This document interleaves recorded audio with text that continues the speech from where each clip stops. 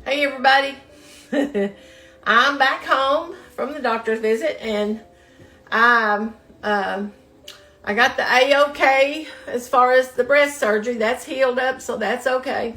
And now the next thing is on December 8th, she's going to take this melanoma out of my arm.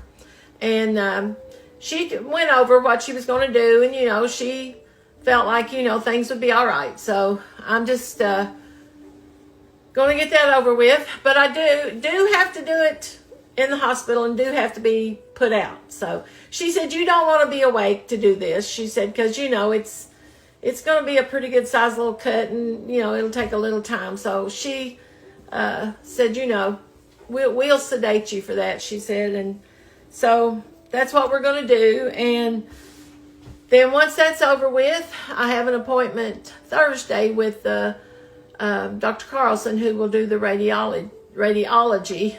But it's a consultation with him, so we'll get things set up then. But as far as my breast, I'm ready to go with that because she said it was healed up. It's done. So finally got that part over with. But anyway, I thought I had 3 ripe bananas here, and I meant to show you all. Let's see if I got one of the peelings here. Okay, here's a good one. If you've never made banana bread, and some of you all that have, if you wonder what makes your banana bread taste good, it's because you want bananas that look like this. You don't want them rotten, but you want them almost there, You want them where they have just really lots of dark brown spots on them and they're starting to get soft. I know you don't want to eat one like that, but that makes the best banana bread. The best banana bread. That's where your flavor comes from. You really get that really good pungent banana flavor in there. So anyway, we're going to make some banana bread here in just a second. If you've never made banana bread, join us and make some banana bread. If you have made banana bread, maybe you make it a different way than I do, and that's okay. You don't have to make it the way I do. I'm just trying to, make things and give you a little insight that might make yours a little better or something like that. But anyway, stick around. We'll be right back. Okay, the first thing we're doing is we're going to mash up these bananas. And I do it like this. Let me get you cranked down here a little bit. I have one of these stir sticks.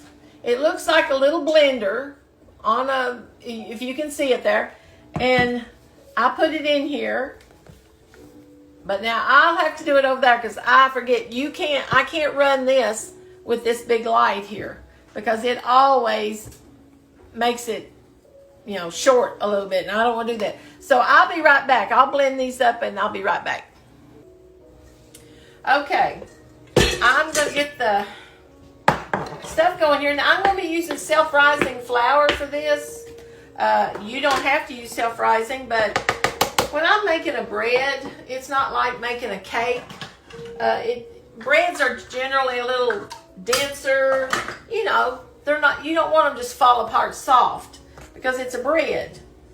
And so the first thing we need is 2 cups of self-rising flour. Get that in there. Get my lid back on it here. It looks like it's going to rain outside here, and they say we're going to get some storms tonight. Okay, let me get my oil because I know I'm going to need it. Okay, we need a 1/2 cup of white sugar. And I'm probably going to put just a little bit more. 1, 2. Get this out of the way here. And I need a 1/2 cup of brown sugar. I think I'll use the dark brown sugar for this. Because we're wanting to give it plenty of moisture. You want your breads to have plenty of moisture. So there's and these little things here hold a 1/4 cup if you're wondering what I'm doing.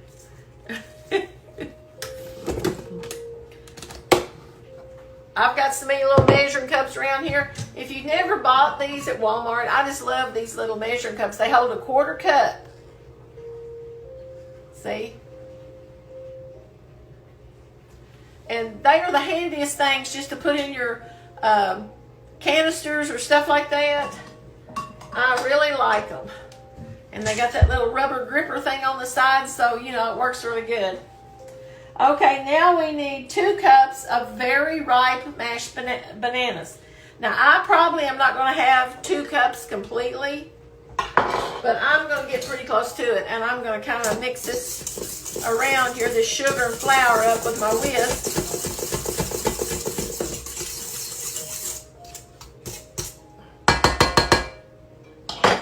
Let's see. Let me get my banana flavoring out. I put just a little bit of banana flavoring in mine. I've always done that. I don't want a lot of it in it because I don't want it tasting chemically. But sometimes you got to help it a little bit. Okay, I need, let's see.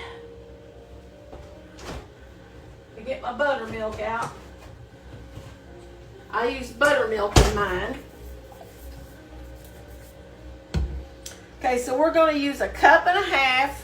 I'm modifying this recipe as I go because I didn't need it hardly as big as I've got. So we're going to put 1.5 cups of bananas. And I'll probably just put all that in there because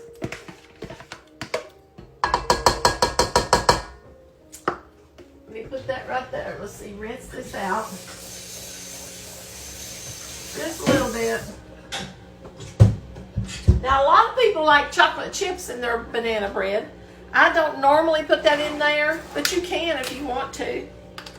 I think this takes 1/2 cup maybe of, if I can find it, buttermilk.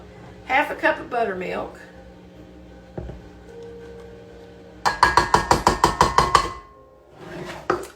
And 3/4 cup oil. And I'm just going to pour it in here right like this.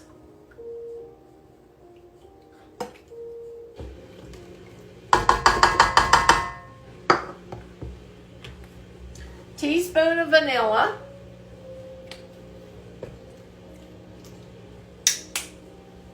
Teaspoon of banana flavoring. So I'm going to put just a little bit of that in here.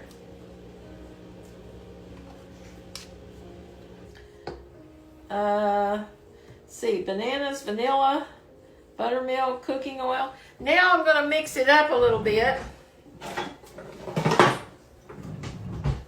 Let me see if I can scoot you all this way just a tad so you can see here. My little kitchen is small, and I just have to try to work around it the best I can.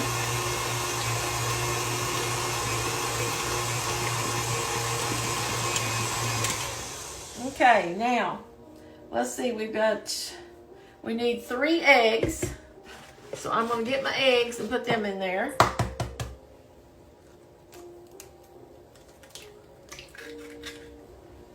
I'm just going to lay the shells down right there just a minute. Now the eggs is what kind of gives cakes and breads and things their fluffiness or their denseness. The more eggs you add, the more dense it's going to be. And you kind of want breads dense, so that's why we use more eggs. Now we're going to let that mix up for just a second. Let me get my cooking spray. Because I have to spray my pans here and put my buttermilk back up.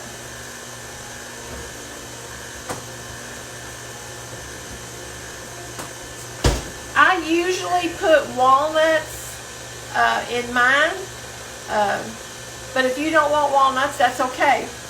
But I'm going to put 1 cup of chopped walnuts in mine. Let me pause you for just a second and get my walnuts.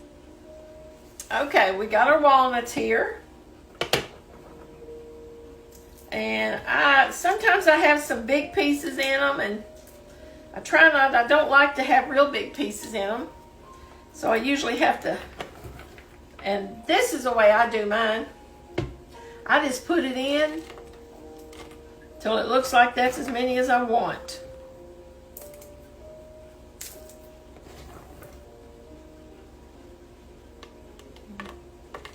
There's the whole husk.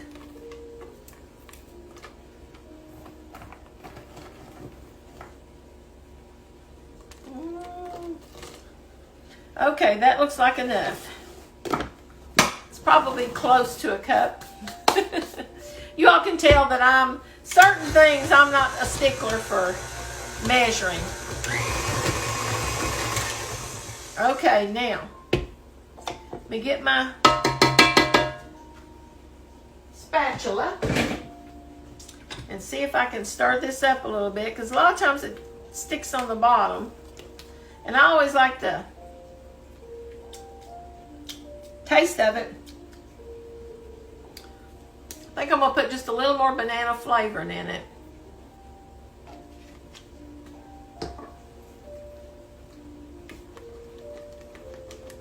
I'll mix it up a little more. Now I'm going to spray my pan. Let me wipe off my counter here a little bit. I'm going to move you back like this. Now, I'm baking it in my big heavy pans today.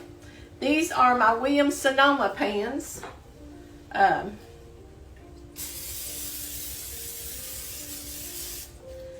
lot of times I bake it in just the little disposable pans, but I'm not going to do that today. I'm going to bake it in these.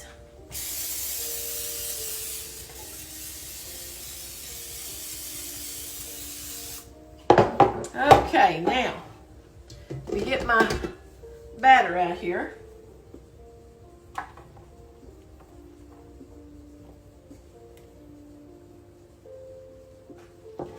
Turn this one around.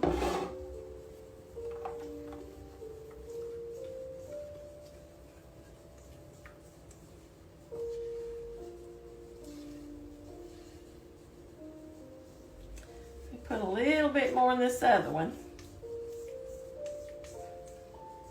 It's always hard to get them exactly the same unless you measure how much you put in, which I rarely do. I just kind of eyeball them and hope that I get them about the same. If one looks a little bit fuller than the other one, I'll do it right like this.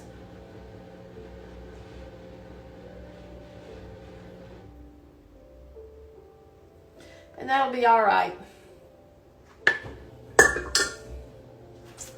Okay, now I'm going to put this in the oven and I'm going to bake it for about, let's see, about 45 minutes. But it may not take hardly that long in these pans. These are different pans, so I'll tell you how long it took me in these. But usually in just the little throwaway aluminum pans, it takes about 45 minutes, anywhere from 35 to 45 minutes. Always check the what? Center of the pan, guys. Center of the pan.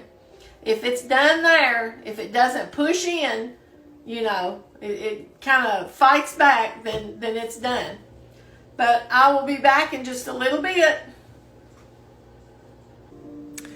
I was just sitting here and I happened to think, Kathy, you didn't tell them what temperature. You bake the banana bread at 350 degrees. And a lot of times, the last 15 minutes, I'll knock it down to 325 or 330. Just to, you know, but, you know, 350 is fine. Like I said, 350 degrees for anywhere from 35 to 45 minutes. Just whenever it's done on top, it's done. So I'll be right back when it comes out. Okay, guys, there's the banana bread. It's finally out of the oven and cool. But you can wash her open. Well, y'all make you some banana bread. You got some old bananas and you need something to do with them. Just make you some banana bread.